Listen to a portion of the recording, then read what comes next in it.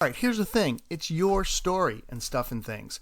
Like, consider how artists tell their story through their art. And then I want you to consider how you can make art that tells your story. Let's take a look at some of the artworks. Each one of these artworks, what is the story in each of these artworks?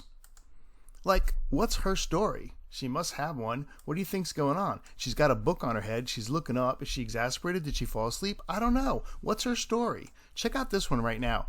I think it's a story about going camping. Look, they went camping overnight. They took their sister or maybe their brother. They caught a fish. Good for them.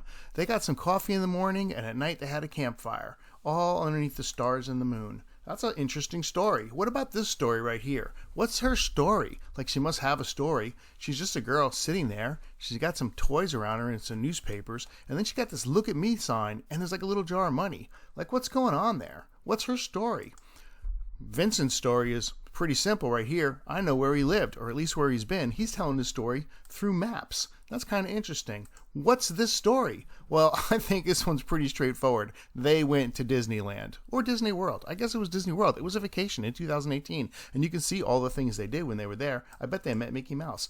This one's actually called Circle Stories, and I can't tell really the story here myself. Can you? Maybe you can. I mean, each one of those circles probably tells a story. Hey, you want to tell a story?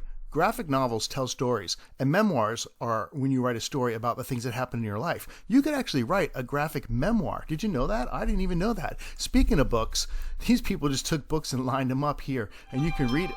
My phone just rang, and it left a noise. I'm just going to keep going. Anyway, you can read it for yourself. It's interesting how all the words add up and make a sentence. All right.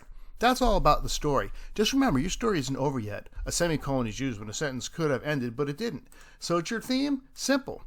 How will you tell your story through your art? All right, let's go.